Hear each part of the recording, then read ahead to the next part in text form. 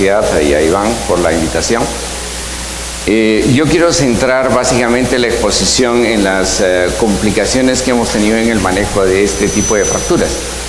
Y voy a referirme básicamente a las complicaciones quirúrgicas, ¿no es cierto?, que hemos tenido. Pues bien, la epidemiología no miente, ¿no es cierto? Es una fractura de personas de edad mayor, ¿sí? Básicamente por osteoporosis. 62% de estas fracturas en teoría son relativamente simples y casi el 80% de las personas que hacen esta fractura son tributarias básicamente a tratamientos ortopédicos. Un cabestrillo y va muy bien, ¿sí? Veamos, paciente de 72 años, una caída de las escaleras, una fractura a 3 partes con mínimo desplazamiento. A la 4ª semana, muy buena evolución, ¿no es cierto? Nadie va a dudar que, ¿no es cierto?, tenemos un éxito en ese tipo de pacientes. Pero al contrario, al otro lado, una fractura más compleja. Una mujer de 65 años, una fractura igual a 3 partes, ¿no es cierto?, un colapso importante en valgo, más de 45 grados, ¿sí? Entonces conserva la bisagra medial, le hacemos reducción anatómica, injerto óseo y una placa de fijación angular. También, ¿no es cierto?, probablemente habremos de éxito. Pero revisemos un poco qué dice la literatura, ¿sí? Una revisión de Cochrane, ¿sí? Que dice que a partir del 2002 ha habido un creciente ascenso con la aparición de las placas de ángulo variable y en el 2006 de la prótesis reversa. Eso ha aumentado en el 40% de estas fracturas que normalmente no se trataban que se manejaban en forma ortopédica, pasen a un tratamiento quirúrgico sin una evidencia sustancial que demuestre realmente que esto es efectivo. Además indica que no hay diferencias realmente entre un tratamiento quirúrgico y un tratamiento ortopédico. Nuevamente, ¿cierto?, un estudio en que compara tratamientos no operativos con operativos y es sustancial su conclusión en que dice que el tratamiento no operativo sería el mejor recomendable en todos los pacientes que hacen este tipo de fracturas por encima de los 65 años. Entonces, esta es la evaluación de Constant de sus evaluaciones funcionales y exactamente equiparables en un tratamiento ortopédico y un tratamiento quirúrgico. Pues bien, pero ¿el tratamiento ortopédico no tiene problemas? Sí, obviamente. Los tratamientos ortopédicos llevan a 7% de no unión y también, ¿no es cierto?, a pesar de que no se hace procedimientos quirúrgicos, su riesgo de necrosis avascular también es alto. Entonces, creemos que la toma de decisión final, ¿no es cierto?, no solamente incluye, ¿no es cierto?, la forma o la configuración de un patrón fracturario radiológico, sino tiene que ir mucho más, ¿no es cierto?, en pensar primero en la demanda de nivel de independencia real que tiene ese paciente, por lo tanto, su demanda funcional. ¿Cuántos de nosotros nos preocupamos de las condiciones del manguito rotador?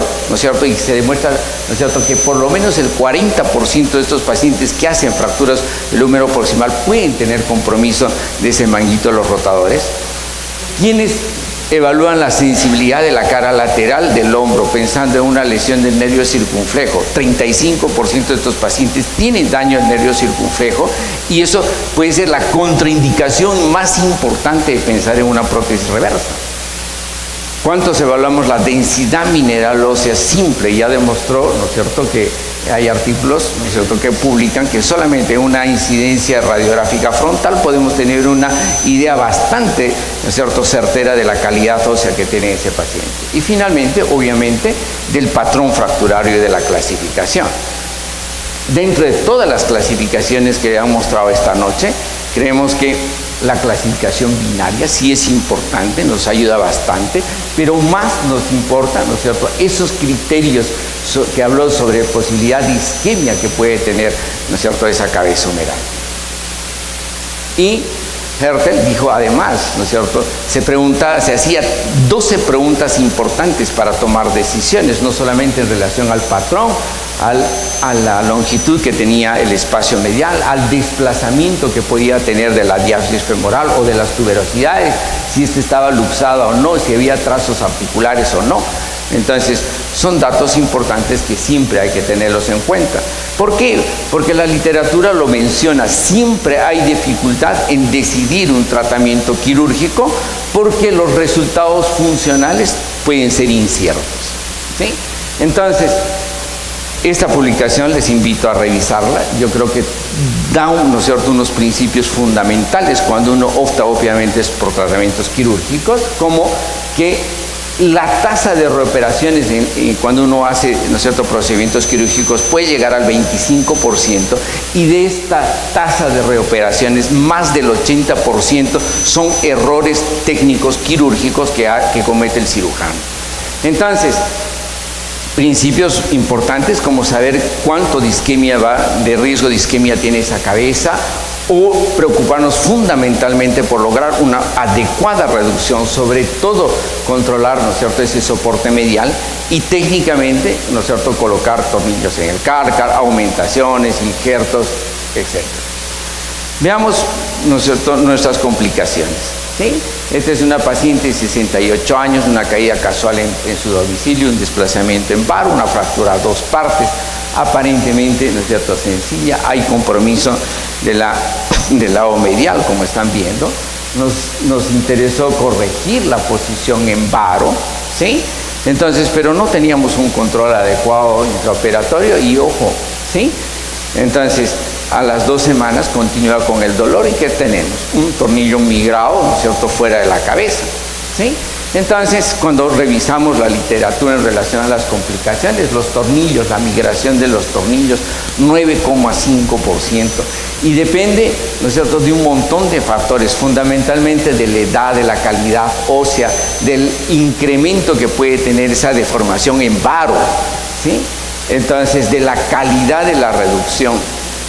Entonces, hasta el 23% de los pacientes a los que se le coloca tornillos pueden migrar, ya sea una migración primaria, o sea que hemos colocado intraarticularmente en el momento de la cirugía, o ha tenido un desplazamiento posterior cuando colapsó la cabeza en varo, cuando falló la calidad de osteosíntesis, o el paciente hizo una necrosis vascular, o finalmente falló el implante.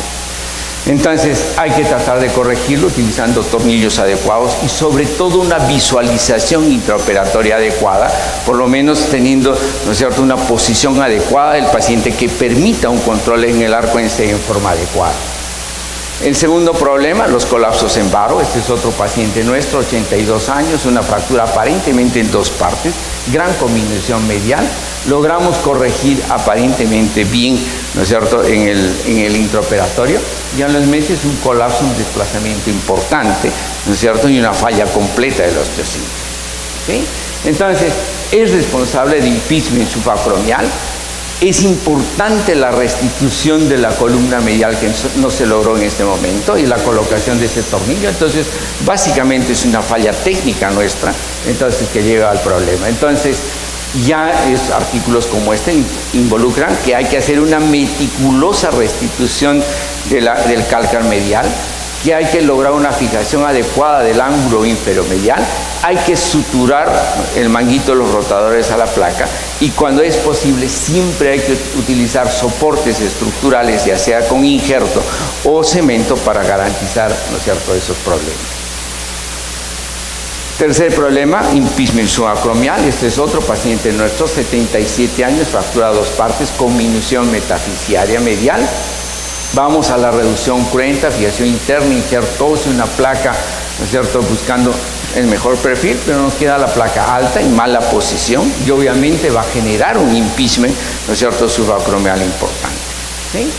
Entonces, la mala posición de la placa es la causa, ¿no es cierto?, fundamental de estos factores, ¿no es cierto?, que van a llegar al problema.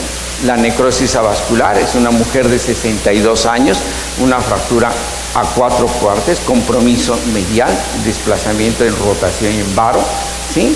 Nuestro posoperatorio bastante bueno, una reducción, injerto óseo, pero a los 2 años dolor importante, disminución del rango articular, y se ve, ¿no es cierto?, nuevamente, ¿no es cierto?, cómo esa cabeza colapsa y entra en necrosis avascular. Entonces, ya, ¿no es cierto?, Hertel recalcó en toda esta noche esos criterios, ¿no es cierto?, de predicción que puede llevar, ¿no es cierto?, a la isquemia y al fracaso de nuestra osteosíntesis.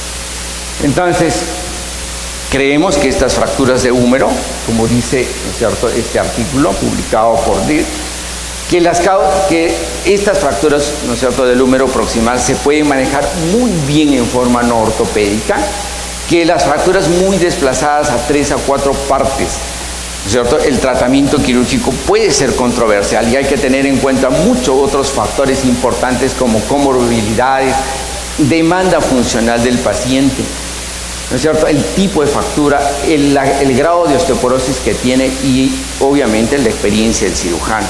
Finalmente, ¿no es cierto?, las placas anguladas siguen teniendo problemas de complicaciones, no por el tipo de placa, sino básicamente por la mala elección o la técnica quirúrgica que adoptemos, ¿sí? Y hay que tener muy en cuenta en estos pacientes la calidad ósea, los riesgos de isquemia, el grado de desplazamiento en barro residual, la insuficiencia de restitución de la columna medial, la no reducción anatómica, etc. Y finalmente, ¿no es cierto?, las alternativas de la hemiartroplastía y la artroplastía, ¿no es cierto?, parcial para ustedes. Gracias.